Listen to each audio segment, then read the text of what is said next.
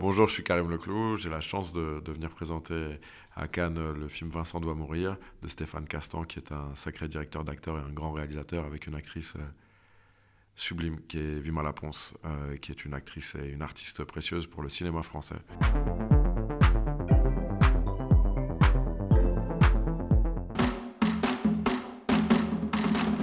C'est un film de genre qui mélange les genres, qui est assez détonnant, puisqu'on va du film de genre au film burlesque. Il y a des notions de comédie, d'ironie. C'est un film qui parle de tous les types de violences de notre société, violences physiques, morales, sociétales, violences d'État. Enfin, il y a quelque chose de très fort dans le film, et c'est raconté à travers les corps et non pas par une théorie intellectuelle. Et moi, ça, j'aimais bien. Il y a beaucoup de bastons, de bagarres, on se tape dessus. Mais c'est pour...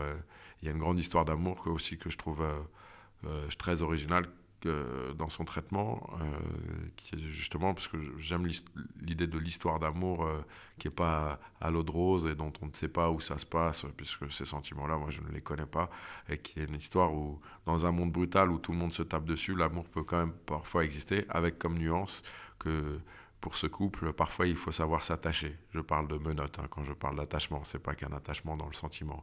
Et aussi qui est quelque chose de ouais, entre eux, de potentiellement dangereux, puisque Vincent est victime, quand il regarde les gens, on a envie de le tuer. D'ailleurs, je me méfie, parce que là, ça fait longtemps que vous regardez, il ne faut pas me sauter dessus en interview. Et donc, donc quand on le regarde trop longtemps, on a envie de le tuer. Et comment, dans une relation amoureuse, comment construire un couple quand l'autre potentiellement peut vous tuer à tout moment. En plus, ce qui est assez intéressant dans ce film-là, on ne sait pas, parce qu'il y a la dimension paranoïaque, on ne sait pas si ce qu'il vit au départ est vrai ou pas. Est-ce qu'il n'y a pas un film aussi de l'ordre de l'univers mental? Et puis il y a quelque chose de... À un moment, il retourne la violence quand même. Il y a une scène où il la retourne un peu, cette violence. Et c'est un personnage qui a une évolution même dans, dans cette violence. Il l'a subi, et à un moment, il la rend. Et ça en fait un personnage complexe et un héros qui est une sorte de anti-héros très fort. Parce que d'ailleurs, c'est assez marrant quand on parle de sympathie, quand vous avez parfois des actes répréhensibles très graves pour le personnage. Et j'aime bien la complexité humaine, voilà. Et je trouve que c'est un personnage assez complexe, et surtout un personnage au départ qui est très centré, qui est au centre, qui est graphiste à Lyon, qui est très content de lui et de sa vie, et qui va être décentré grâce aux autres, et il va porter un nouveau regard sur l'autre. Et j'ai aimé, moi, faire ce film qui raconte un film sur la France d'aujourd'hui.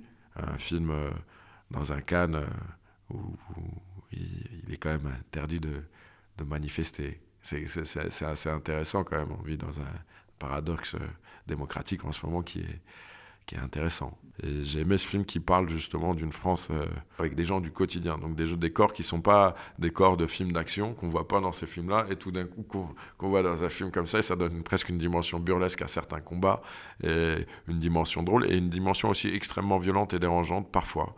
Et je trouvais que le mélange de toutes ces formes de violence en faisait un film complexe, même à travers... D'ailleurs, je salue le travail de Manu Lanzi, qui est le régleur de cascade, d'Anthony Faux. Ils ont fait un super boulot quand je voyais toute leur équipe, parce qu'on leur doit beaucoup de choses sur le film, et notamment toutes ces formidables scènes de combat qui racontent, qui sont une sorte de métaphore aussi de comment les gens combattent pour survivre aujourd'hui en France dans un monde brutal.